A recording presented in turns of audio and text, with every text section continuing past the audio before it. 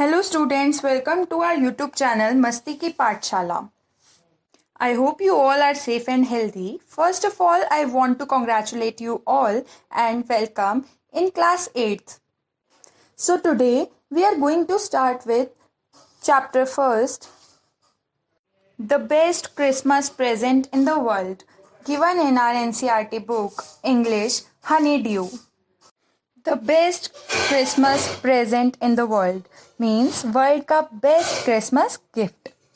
Before you read, there are some dates or periods of time in the history of the world that are so significant that everyone knows and remembers them. The story you will read mentions one such date and event, a war between the British and the Germans in 1914. Can you guess which war it was? World की history में बहुत सारी dates और periods means time span ऐसे होते हैं जो कि बहुत ही इम्पोर्टेंट होते हैं और जिन्हें हर कोई याद रखता है. ये स्टोरी भी ऐसी ही डेट और इवेंट की है. वो क्या इवेंट है? War between British and Germans in 1914. Can you guess which war it was? It was world war first. Let's start. I spotted it in a junk shop in Bridport, a roll-top desk. The man said it was early 19th century and oak. I had wanted one, but they were far too expensive. This one was in bad condition, the roll-top in the several pieces, one leg clumsily mended, scorch marks all down one side. It was going for very little money. I thought I could restore it. It would be a risk, a challenge, but I had to have it. I paid the man and brought it back to my workroom at the back of the garage. I began work on it on Christmas Eve. तो story की शुरुआत में author बता रहे हैं कि उन्होंने एक रोल टॉप डेस्क जो कि ऐसा दिखता है उसे एक जंक शॉप में देखा, एक कबाड़ी वाले के शॉप में देखा. और जो मैन था उसने बताया कि ये ओक से बनी है और अर्ली 19th सेंचुरी की है. अब ऑथर बताते हैं कि उन्हें एक रोल टॉप डेस्क चाहिए भी था, लेकिन वो उन्हें काफ़ी एक्सपेंसिव मिल रहा था. ये वाला जो था वो थोड़ी बैड कंडीशन में था, जिस पर जलने के निशान थे और बहुत सारे पीसेस में टूटा हुआ भी था, और उसका जो एक लेग था वो जैसे तैसे मेंड कर रखा था और जोड़ रखा था, बट ये काफ़ी चीप था. तो ऑथर ने सोचा कि चलो मैं इसको खरीद लेता हूँ. उसने पैसे दिए शॉपकीपर को और अपने घर पर ले आया. और ये कब का टाइम है? क्रिसमस ईव का. Christmas eve means a day before Christmas.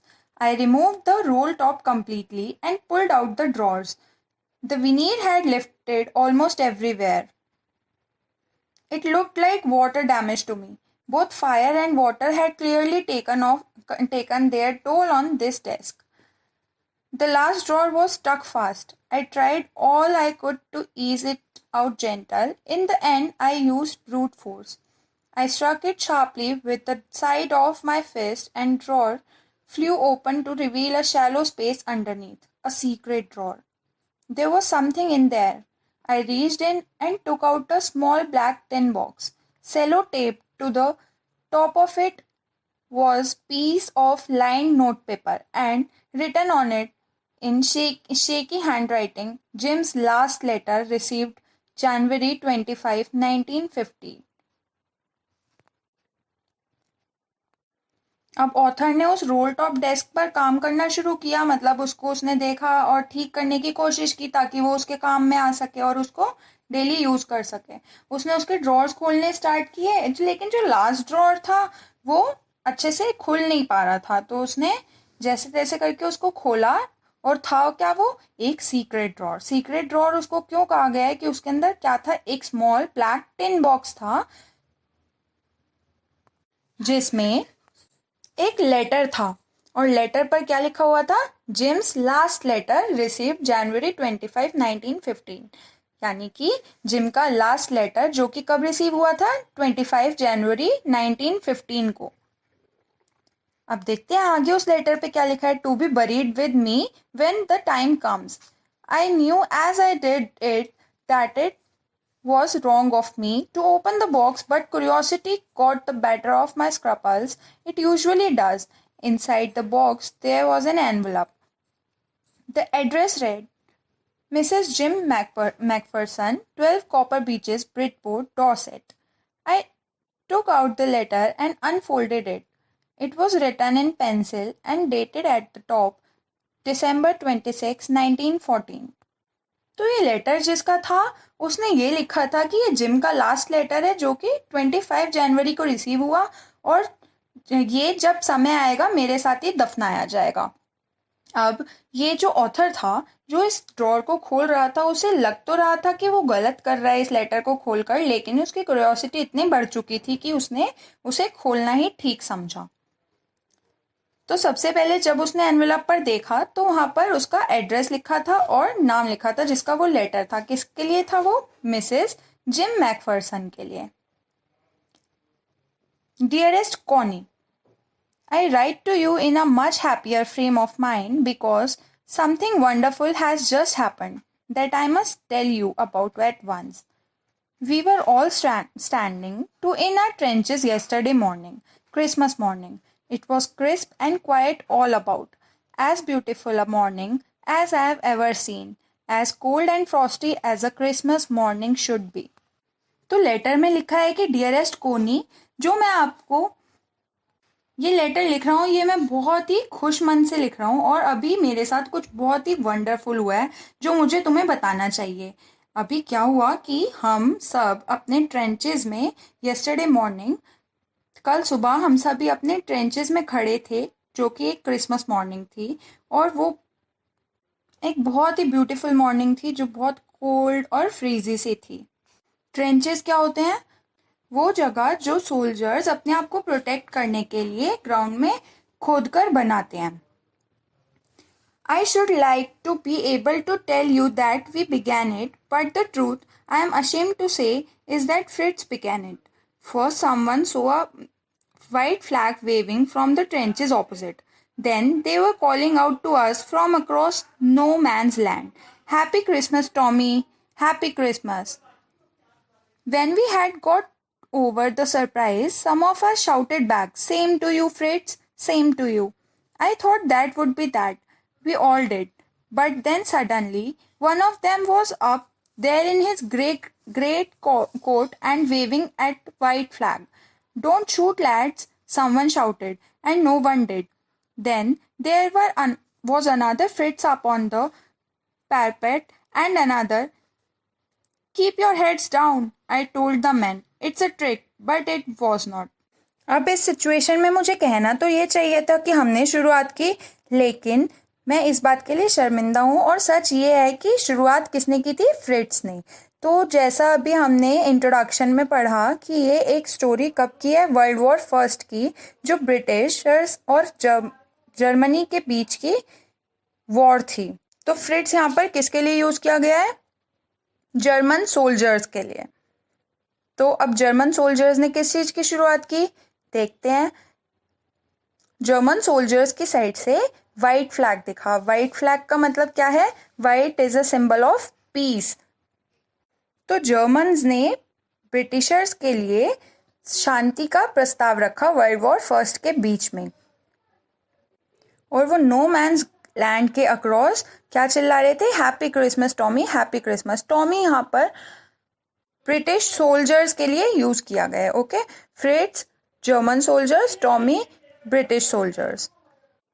No man's land क्या है? नो मैन्स लैंड वो स्पेस या वो जगह है जो दो दुश्मन ट्रेंचेस के बीच की जगह होती है जहाँ पर यूजुअली कोई आता जाता नहीं है। तो जब ऐसा हुआ कि जर्मन ने व्हाइट फ्लैग वेव किया और ब्रिटिश सोल्जर्स को हैप्पी क्रिसमस विश किया, तब सभी ब्रिटिशर्स बहुत ज़्यादा सरप्राइज थे कि वो तो एनिमीज हैं और वो हमें ऐसे वाइट फ्लैग दिखा रहे हैं और हैप्पी क्रिसमस पे विश कर रहे हैं। तो उसके रिस्पॉन्स में कुछ ब्रिटिश सोल्जर्स ने भी उन्हें सेम टू यू विश किया। ब्रिटिशर्स को लगा कि सिर्फ इतना ही है, लेकिन कुछ देर बाद उन्होंने क्या देखा कि जो जर्मन सोल्जर्स थे वो नो मैन्स लैंड को क्रॉस करते हुए ब्रिटिशर्स के पास आ गए। ब्रिटिश सोल्जर्स को लगा कि अभी ऐसा वॉर का टाइम है, तो हो सकता है कि जो जर्मन्स हैं वो कुछ ट्रिक कर रहे हो हमें चोट पहुंचाने के लिए और हमला करने के लिए, लेकिन ऐसा नहीं था। One of the Germans was waving a bottle above his head. "It is Christmas Day, Tommy. We have snaps. We have sausages. We meet you?" Yes. By this time, there were dozens of them walking towards us across no man's land, and not a rifle between them. Little Private Morris was first up. "Come on, boys. What are we waiting for?" And then there was no stopping them. I was the officer. I should have stopped them there and then, I suppose, but the truth is that it never even occurred to me I should. All along their line and ours, I could see men walking slowly towards one another, grey coats, khaki coats meeting in the middle, and I was one of them. I was part of this. In the middle of the war, we were making peace. अब Britishers ने देखा कि जो Germans हैं वो धीरे धीरे करके सब उनके पास आ गए और वो क्या बोल रहे हैं, वो अपने ड्रिंक्स लेकर आए हैं और बहुत सारा खाना लेकर आए हैं और वो बहुत ही फ्रेंडली वे में ब्रिटिशर्स से बात कर रहे हैं। उनके पास कोई राइफल्स भी नहीं है और ना ही कोई गन्स हैं। इसी बीच जो लेटर लिख रहा है वो बताते हैं कि मैं ऑफिसर था, अब मुझे उनको रोकना चाहिए था, लेकिन मेरे साथ ऐसा कभी हुआ भी नहीं, तो मैंने उन्हें नहीं रोका। फिर धीरे धीरे क्या हुआ, जो जर्मन्स थे वो क्या थी उनकी ड्रेस, ग्रे कोट्स में थे और जो ब्रिटिशर्स थे वो खाकी कोट्स में थे। धीरे धीरे करके क्या हुआ कि वो सब आपस में मिल गए और वॉर के बीच में क्या पीस क्रिएट करने की कोशिश की जा रही थी। You can not imagine dearest Connie my feelings as I looked into the eyes of Fritz officer who approached me, hand outstretched. "Hans Wolf," he said, gripping my hand warmly and holding it. "I am Dusseldorf. I am from Dusseldorf. I play the cello in the orchestra. Happy Christmas." अब जो ये officer letter लिख रहे हैं कोनी को, वो बताते हैं कि कोनी तुम इमेजिन भी नहीं कर सकती थी कि मेरे को कैसी फीलिंग आ रही थी। एक जर्मन ऑफिसर मेरे पास आया और उसने हैंडशेक करने के लिए अपना हाथ आगे बढ़ाया और अपना इंट्रोडक्शन दिया कि मैं कौन हूँ, मैं हंस वुल्फ हूँ और मैं कहाँ से हूँ, डसलडॉर्फ में रहता हूँ और मैं क्या करता हूँ, मैं सेलो प्ले करता हूँ ऑर्केस्ट्रा में। सेलो क्या होता है, एक वायलिन जैसा इंस्ट्रूमेंट होता है, म्यूजिकल इंस्ट्रूमेंट होता है। तो वो अपना इंट्रोडक्शन ऐसे देता है कि मेरा नाम हंस वुल्फ है और मैं डसलडॉर्फ में रहता हूँ और मैं ऑर्केस्ट्रा में सेलो प्ले करता हूँ, और फिर वो लास्ट में उसको विश करता है हैप्पी क्रिसमस। तो अब ऑफिसर भी बोलते हैं कैप्टन जिम मैकफर्सन। अब जो लेटर लिख रहे हैं ऑफिसर, वो अपना इंट्रोडक्शन उसे देते हैं रिप्लाई में। वो बताते हैं कि मैं कौन हूँ, मैं कैप्टन जिम मैकफर्सन हूँ। And a happy Christmas to you too. I am a school teacher from Dorset in the west of England. तो अब जिम बताते हैं कि आपको भी बोलते हैं कि आपको भी हैप्पी क्रिसमस, और अपना इंट्रोडक्शन देकर बताते हैं कि मैं एक स्कूल टीचर हूँ डॉर्सेट में। Dorset, he smiled. I know this place. I know it very well. We shared my rum ration and his excellent sausage. And we talked. Connie, how we talked.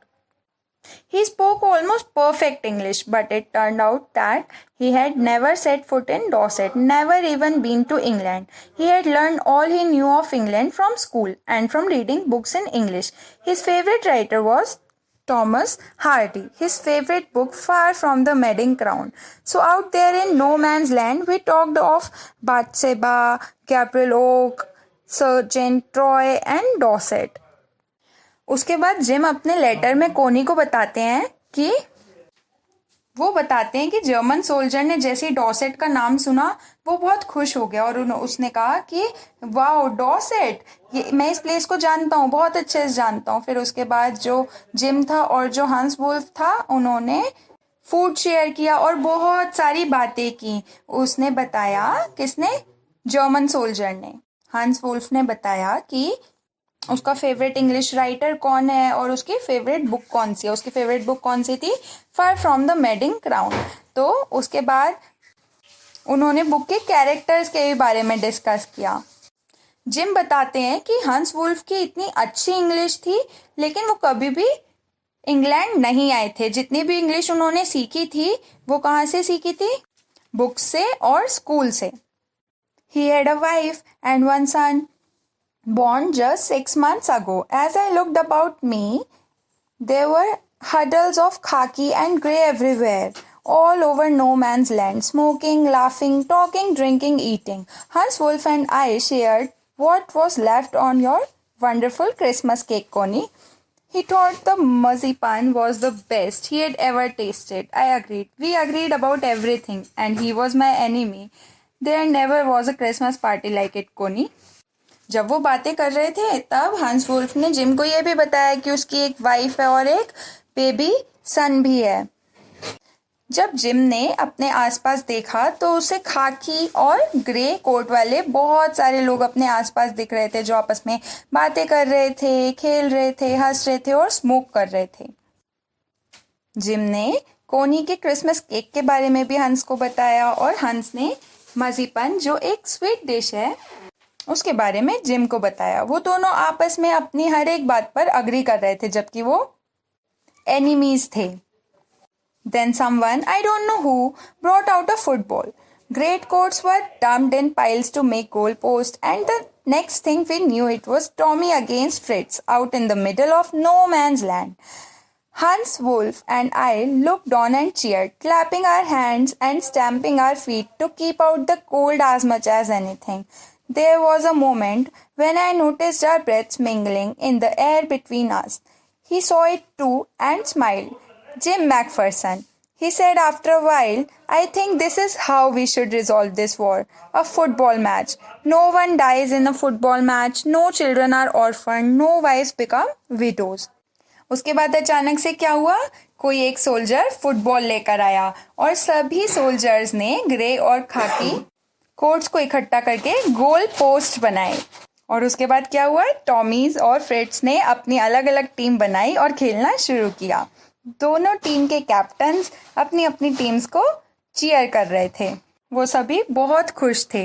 हंस wolf ने gym से कहा कि इसी बीच हंस ने gym से कहा कि हमें इसी तरह इस वर्ल्ड वॉर 1 को सुलझाना चाहिए, एक फुटबॉल मैच से जिसमें कोई भी मरे नहीं और कोई भी बच्चे अपने पेरेंट्स को ना खोए और ना ही कोई वाइफ अपने हस्बैंड को।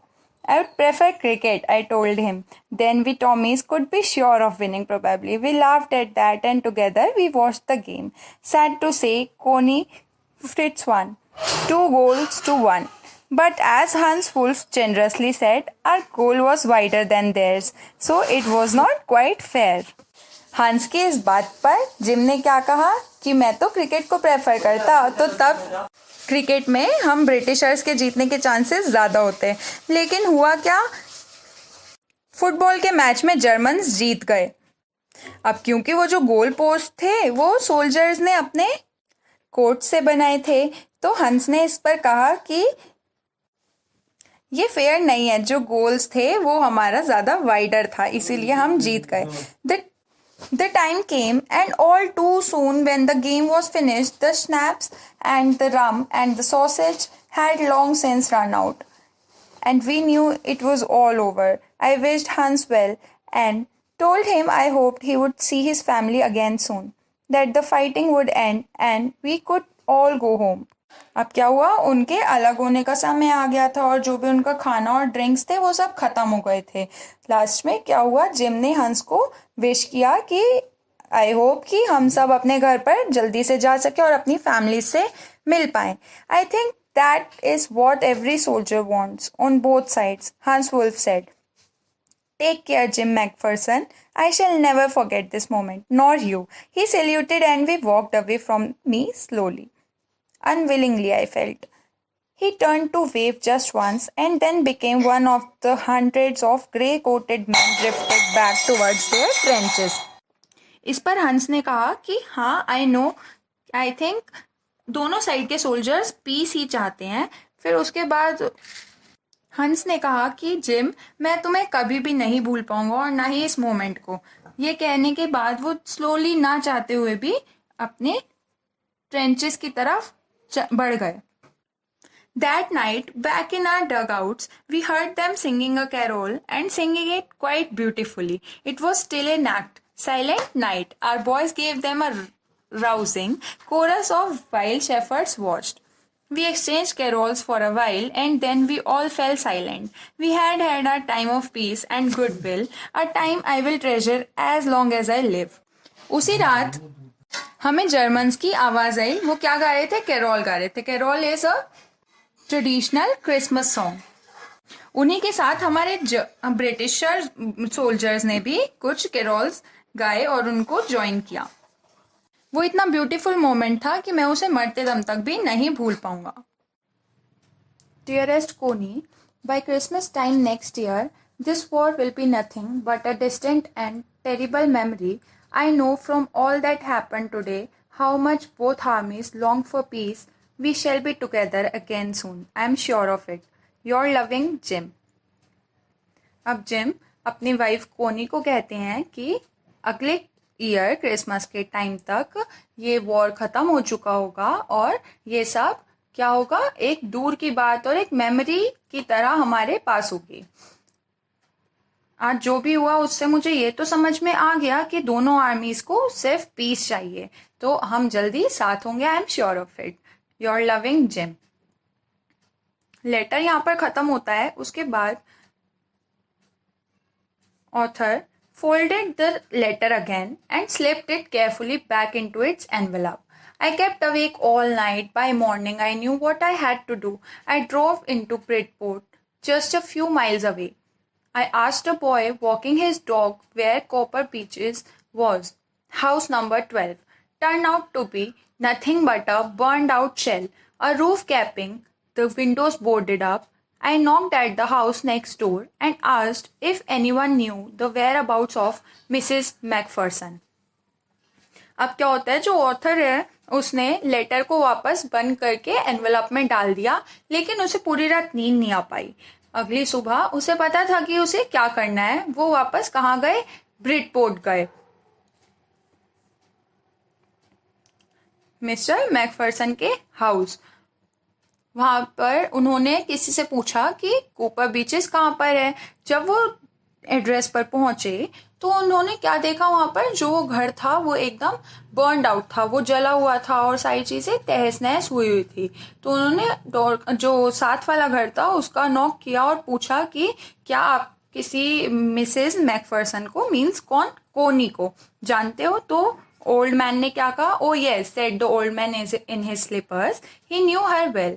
अ lovely old lady, he told me. A bit muddle headed, but at her age she was entitled to be, wasn't she? 101 years old. She had been in the house when it caught fire. No one really knew how the fire had started, but it could well been candles. She used candles rather than electricity because she always thought electricity was too expensive. The fireman had got her out just in time. She was in nursing home now, he told me. Burlington House on the Dorchester Road on the other side of town. तो अब क्या होता है, जब author उन साथ वाले घर का नॉक करके गेट पूछता है कि क्या वो मिसेस मैकफरसन के बारे में जानते हैं, तो घर से कौन आता है? एक ओल्ड मैन आता है जो बताते हैं कि हाँ मैं उसे जानता हूँ, वो लवली लेडी है लेकिन a bit muddle headed. Muddle headed means वो थोड़ा कंफ्यूज रहती है, लेकिन उसकी एज पर कंफ्यूज होना बनता भी. अब वो कितने ईयर्स की है? वो 101 ईयर्स की है. वो बताते हैं कि ये तो कोई नहीं जानता कि हाउस को फायर कैसे लगी, लेकिन हो सकता है कि कैंडल से लगी हो, क्योंकि वो जो ओल्ड लेडी हैं, वो मीन्स जो कोनी है, वो इलेक्ट्रिसिटी ज़्यादा कैंडल्स प्रेफर करती हैं, क्योंकि उन्हें ऐसा लगता है कि जो इलेक्ट्रिसिटी है वो थोड़ी ज़्यादा एक्सपेंसिव है.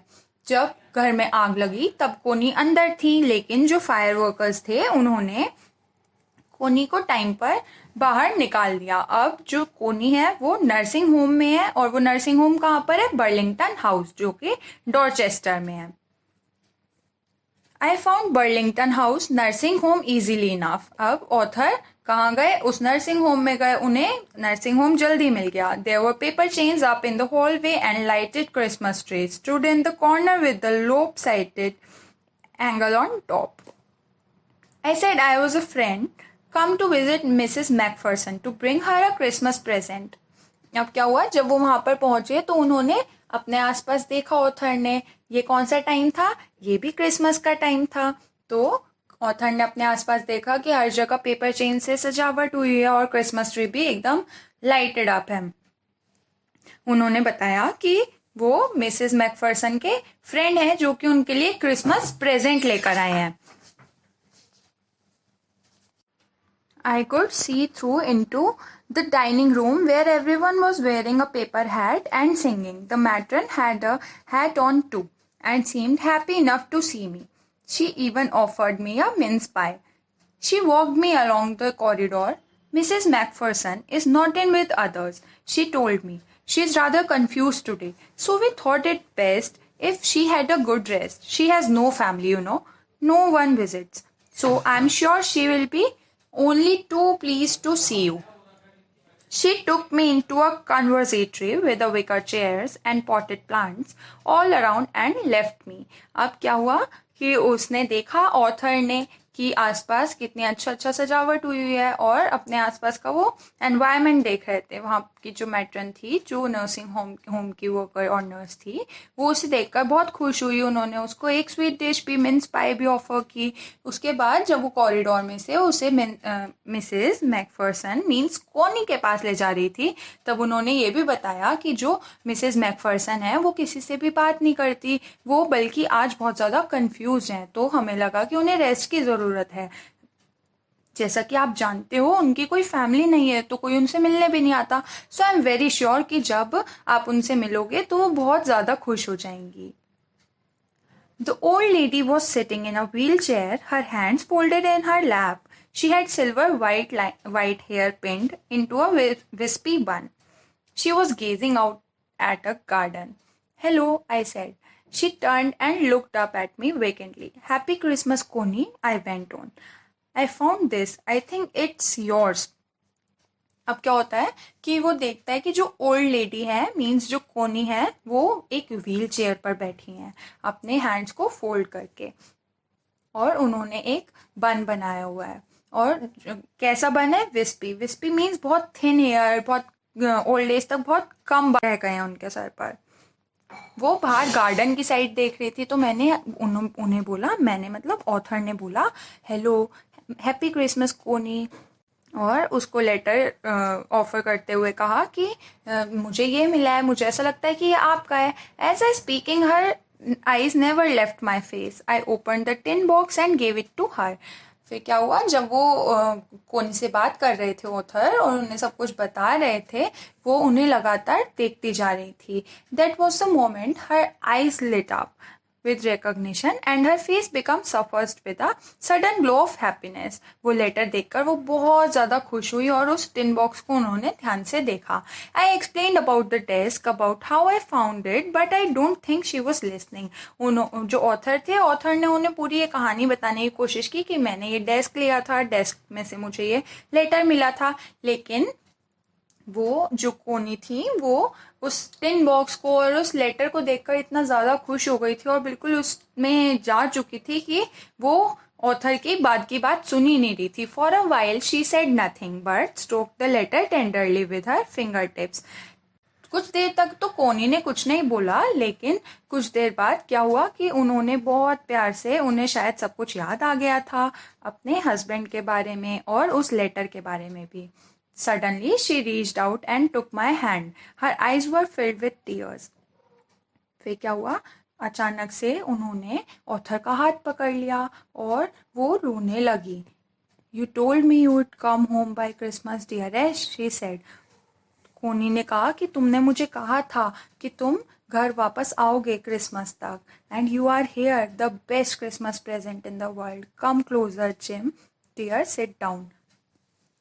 आगे कोनी कहती हैं कि तुमने मुझे कहा था कि तुम क्रिसमस तक वापस आ जाओगे और तुम आ गए। ये मेरे लिए वर्ल्ड का बेस्ट क्रिसमस प्रेजेंट है। Pass out dear. I sat down beside her and she kissed my cheek. I read your letter so often Jim, every day. आगे कोनी उसको अपने पास ऑथर को बिठाती हैं और उसके चीक पर किस करती हैं। वो बताती हैं कि मैं तुम्हारा लेटर हर दिन पढ़ती थी। यहाँ पर अब क्या हो गया, जो कोनी है वो ऑथर को क्या समझ रही हैं, जिम समझ रही हैं और उससे अपनी बातें कहती हैं। I wanted to hear your voice in my head, मैं तुम्हारी आवाज़ सुनना चाहती थी। It always made me feel you were with me, मुझे हमेशा ऐसा लगता था कि तुम मेरे पास हो। एंड नाउ यू आर, और अब तुम मेरे पास सच में आ गए हो। Now you are back, you can read it to me yourself, अब जब तुम मेरे पास आ गए हो तो तुम ये लेटर मुझे खुद पढ़कर सुना सकते हो। Would you do it that for me Jim dear, क्या तुम मेरे लिए ऐसा करोगे? I just want to hear your voice again, मैं बस दोबारा से तुम्हारी आवाज़ सुनना चाहती हूँ। I would love that so much. And then perhaps we'll have some tea, उसके बाद तुम मुझे ये लेटर पढ़ के सुनाओ, उसके बाद हम साथ में चाय भी पियेंगे। I have made you a nice Christmas cake, marzipan all around, मैंने तुम्हारे लिए क्रिसमस केक भी बनाया है। मुझे पता है कि तुम्हें मर्सीपन कितना पसंद है। I know how much you love marzipan. इससे हमें क्या पता लगा कि इस लेटर के बाद जिम कभी भी कोनी के पास वापस नहीं आए और कोनी अब तक जिम का वेट कर रही थी। Indeed, this was very touching and emotional story. I hope you also liked it. And this is clear to you. The name of the author is Michael Morpurgo. Thank you. चलो आज आपको एक homework देते हैं। आप सभी अपने friends, teachers, parents, loved ones के लिए एक लेटर लिखिए और मुझे भेजिए। अगली वीडियो में आपका लेटर प्रेजेंट किया जाएगा। आई होप आप सभी मुझे लेटर्स जल्दी से जल्दी भेजेंगे। Thank you so much. मिलते हैं नेक्स्ट वीडियो में। आपके कोई डाउट्स हो तो कमेंट सेक्शन में लिखना ना भूलें। Good bye.